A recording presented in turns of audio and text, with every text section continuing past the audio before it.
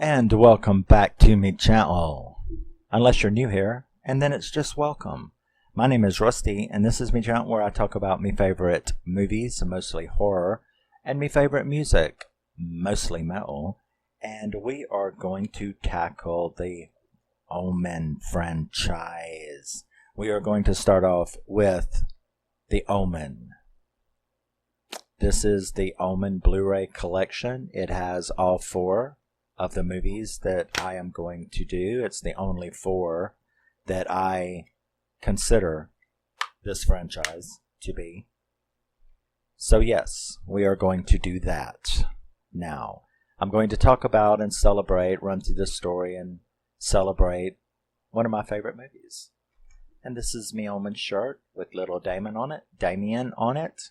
And Damien and the Omen was released in 1976, and it stars Gregory Peck, Remick, Harvey Stevens, and David Warner. And yeah, it most certainly did. And let's take a look, see what it's got to say for itself. The movie opens in Rome, June the 6th at 6 a.m., where we see Robert Thorne, a very wealthy political figure, being told that his child died during childbirth. He agrees at this time, rather than hurt his wife, to take the offer of a priest who works in the hospital, and basically replaces his dead baby with one that they give him. So he agrees to take the baby from the priest, rather than to tell Catherine, his wife. So he has a new son. He is the U.S. ambassador to Rome at this time. 4 years later, he is promoted to the ambassador of Great Britain and gets to move to London, where they all take off and move to London. We have the infamous birthday party scene. This is Damien's 5th birthday party, at which point his nanny jumps off a roof and hangs herself in front of all of the partygoers, which was a very intense what the fuck scene. We are also introduced at this party to the photographer, Jennings, who is there covering the event, and we are introduced to the Hellhound, which is a black Rottweiler, and it's what, caused it to take. Why 5? I don't know why 5, but 5 was obviously the time at which it was time to start protecting him and take control of him. So the nanny hangs herself in front of the guests while she's calling his name and telling him how much she loves him, and it's all for you, Damien.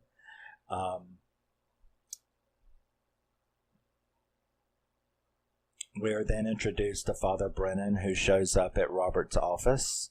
Now, Father Brennan wants to talk to him, and so he's never heard of him, but he lets him in, where he then tells him that he was in the hospital when his son was born, and that he had saw the boy's mother.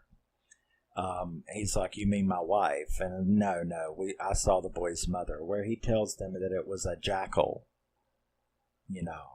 He of course doesn't believe him and throws him out. And this Jennings guy, was also there, and he had taken pictures of the priest, and he's just a photographer, so he's taking pictures everywhere.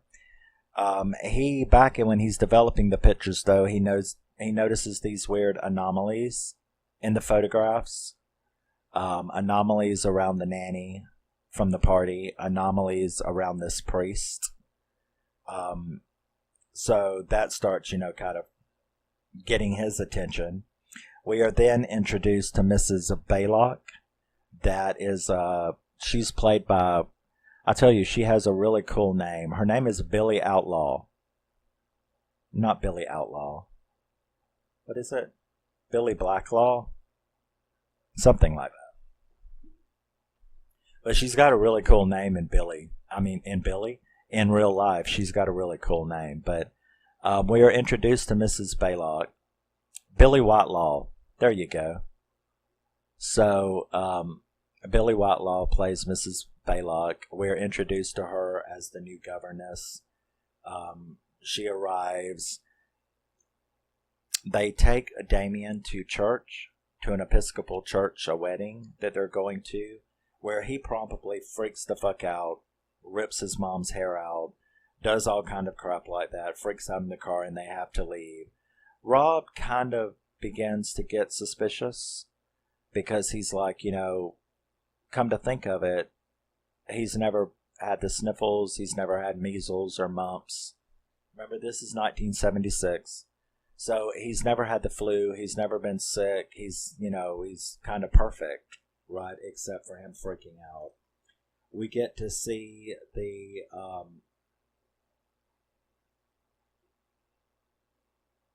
the priest calls Robert again and wants to meet him. Robert also meets that hellhound, and he jumps on Mrs. Baylock about having this dog in the house. The priest calls. He wants to. He tells her to get rid of it. Then we get the next scene is the safari scene. Now, interesting trivia about the safari scene is that they had not fed the baboons the day before. So the baboons had not been fed. And they put food on the car to get this reaction from the baboons. Lee Remick, however, was not quite aware of this. So when those baboons attacked that car, the screaming that you see her doing is totally real. She was scared to death. Lee Remick had no idea that these baboons was going to do this in this scene. So I would have been a little upset with the director at that time. But, so we have that happen. She starts wondering, says that she's having bad feelings and wants to see a psychiatrist.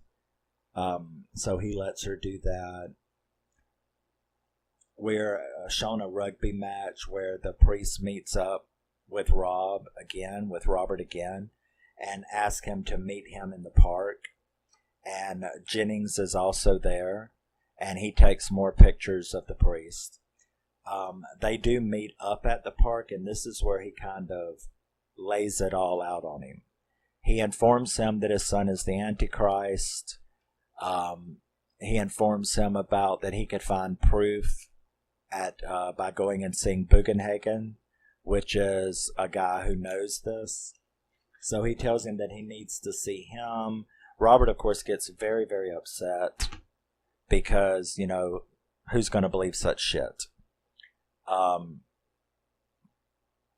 He then tells him that his wife is pregnant, that his wife is in danger, and that Damien would never let another child be born, so he will kill his mother. All this kind of scare stuff, which freaks Robert out, and tells him especially when he tells him you have to kill him. So Robert leaves. Then we have the infamous storm scene where the storm moves in. The priest tries to run, where he is then superbly impaled by a church spile that's up on top of the church, struck by lightning, and it goes right through him. That's a really what the fuck scene, a very infamous scene from the movie. Catherine is becoming more and more irritable, says she wants never to have any more kids again, and tells Robert that he needs to speak to her doctor, where, he is informed that she is pregnant and wants an abortion. That's when Robert then sees that her and him discuss the death of that priest in the paper. The doctor and Rob talk, like I said, about her believing that the child is evil and not hers, which Robert knows to be true. So he's kind of wondering what's up. And his suspicions, of course, are getting more and more intense. He refuses, though, to consider an abortion, and he's going home to talk to Catherine. However, at home, Damien is playing on a little. My son's older half brother is named Damon, and so if you hear me saying Damon instead of Damien, that's why. It's back here. So Damien is playing on his little tri-bike, his little tricycle, and he ends up knocking her off the balcony, where she hits the floor in a very, very cool scene. She loses the baby. This, of course, makes Rob even more convinced that something is going on. He begins to believe the theory. He then gets a call from the photographer Jennings, who wants a meeting. So Robert goes to his house, his apartment, where he shows him the pictures. He shows him the photos about the nanny. He shows him the photos about the priest with the line, and every time he took a picture, it was more pronounced. And then here we have he showed him the article picture of him being impaled. So he starts to believe these things, He then shows Robert the autopsy photos of the priest, where the priest had the 666 birthmark on the inside of his thigh. So he shows him that. He then takes him to that priest's apartment where that priest was living. He shows him his diary, his clippings, his apocalyptic theory, and stuff like that. It's at this time that Robert opens up to the photographer and tells him that in truth, he doesn't know whose son he's raising, that Damien isn't his son, and he kind of tells him part of the story. And says that, Jennings then offers to help him take this information and go help try to solve this mystery. At first, Robert is like, no, this doesn't have anything to do with you. I'll take care of it. That's when Jennings corrects him and says, actually, it does have something to do with me. And then he tells him about how when he took pictures of this priest's apartment, that there were several images in which he was captured in the mirror. And he shows him those photos, and there's this big line right through his shoulders and neck. So he's like, yeah, I think I am involved. So it's at this time that Robert agrees to let him help, and they go to find Bugenhagen, but on the way they first go to see the hospital. Him trying to locate medical records, trying to find out who this kid's real parents were, trying to find the priest that had set up this informal adoption. And it's at this time that they learned that the hospital had burned down. There were survivors, though, including that priest, so they head out to this monastery to find this priest. They do manage to find him. He's all fucked up. Half of his face is burned. He can't communicate. However, when he kind of pushes the issue, he does scratch out a name. And when Robert asks the other priest, what does this mean? He tells him that that's the name of a cemetery and that it's on the map. You can go find it. So they go and find the cemetery, and they end up finding a 5-year-old grave with a mother and a child next to it. So he manages to get the head, the top stone up, and there is indeed the body of a skeletonized jackal. He then thinks, well, maybe his son is alive somewhere if the baby grave is empty. So he busts that open, but it's there. But not only is it there, but you can tell that it has a skull injury. either like a hammer, a blunt object, or a gunshot. But it more was like a blunt object because the hole was really big, right in the side of the baby's skull. So that's at that point that he knows that those people killed his baby to replace it with Damien. It's then that we have the dog attack, which they barely escape. He is very, very scared now because he knows all of this. So he calls the hospital and talks to Catherine, because she's all busted up, as you can imagine.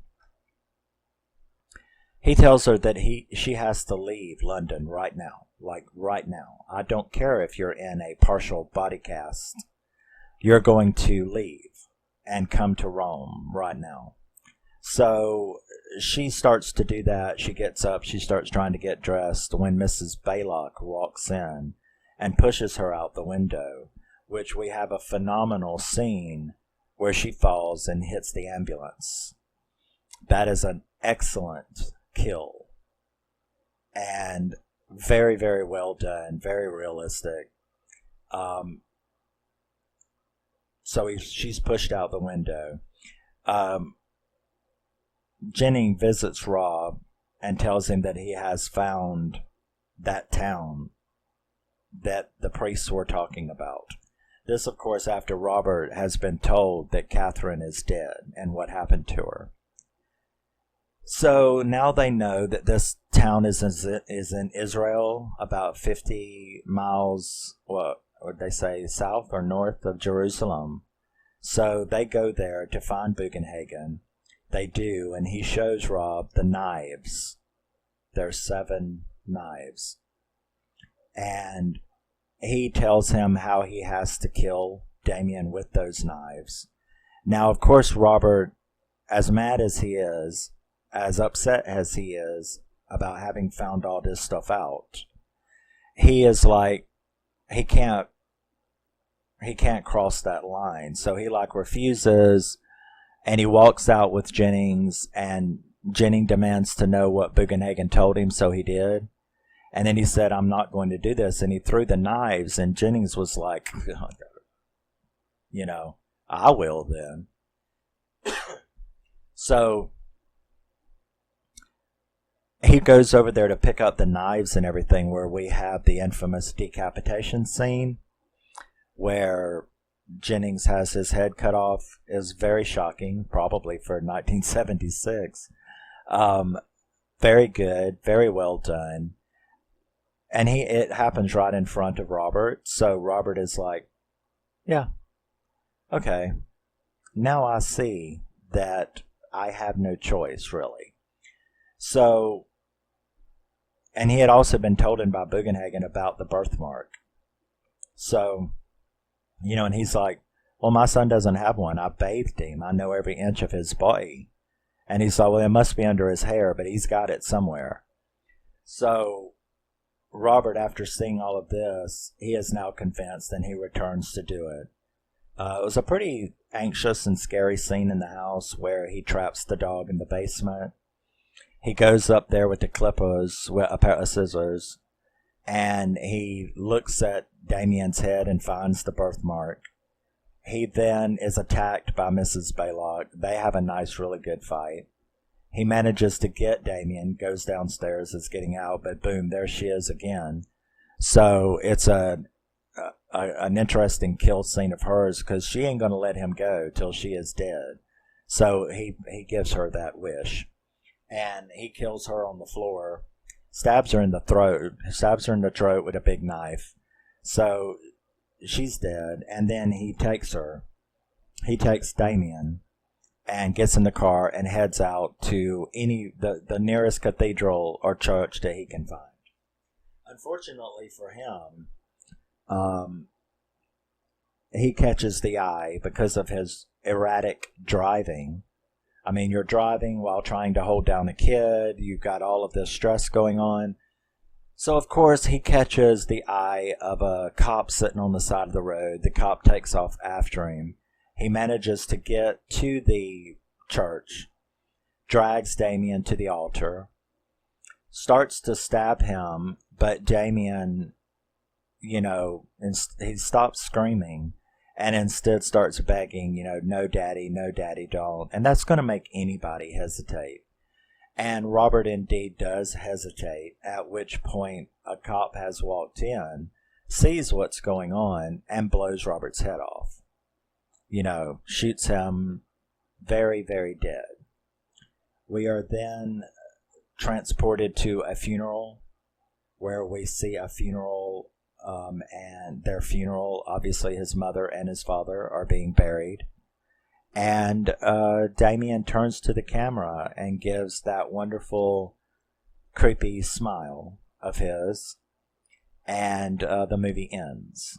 Now, I think my two favorite trivial things about this movie is, because, there was all that stuff, the curse and all, but every horror movie, they say the cast is cursed.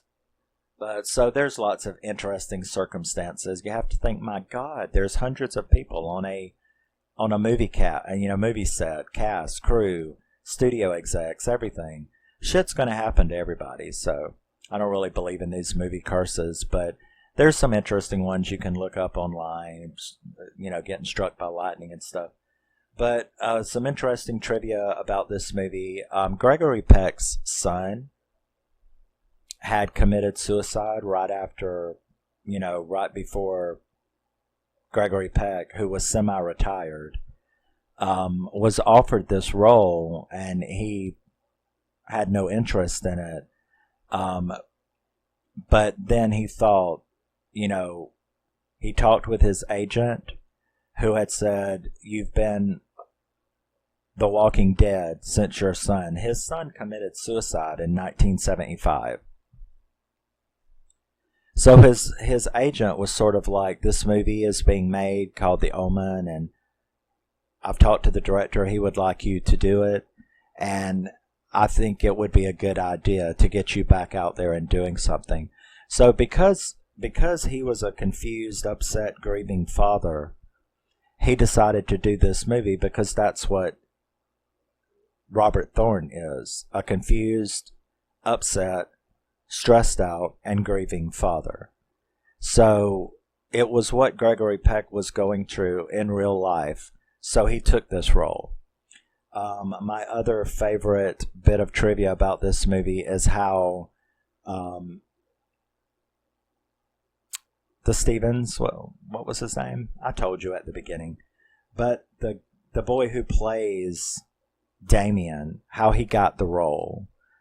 He got the role as Damien at the audition, where he had unruly curly blonde hair.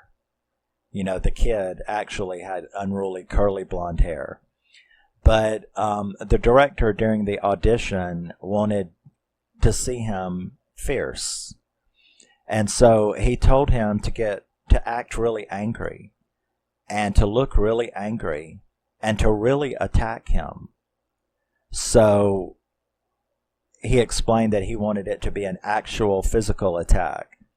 So Damien did that, and then unfortunately for the director, Damien went for the money shot and kicked him directly in the nuts, knocking his nuts all the way up to his throat. I mean, he kicked him in the nuts. And he got the job. So I think that was really funny, was that Harvey Stevens, kicked Donner in the nuts, and that's how he got cast. Because he wanted him to attack him, and that little boy was like, I know what to do, and put his nuts in his throat, and he was like, you got the job. So I think that's really funny. So yes, it's a 10 out of 10. Of course, I absolutely love The Omen. I love Damien. I love that whole storyline, and I'll probably mention this again in the others, but my favorite Damien clone that you should see, the Omen clone, it doesn't follow the same story or anything, but it's called The Calling. I did a video on it in my back catalog you could go and look at. But That is my favorite Omen clone. Is a movie called The Calling from 2002. The little boy in it is he is perfect. He is so evil. And even though it's not the same storyline, it kind of is. He is the Antichrist, and he is going to take over the world, just not in the way that this franchise has him doing it. He's going to do it through media, actually, be a media star, and a religious star, whereas in The Omen, it's politics that the Antichrist is going to rise through. But in The Calling, the Antichrist is going to rise through religion and the media. In other words, he's going to be a televangelist, is how he's going to become, take over the world.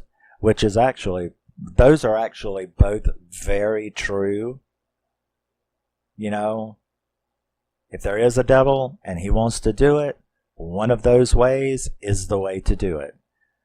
So, but yeah, it's called The Calling. You should really check it out. It's my favorite Omen clone.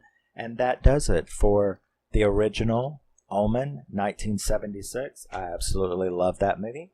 And I will be next back. I will be back next with Damien, Omen 2.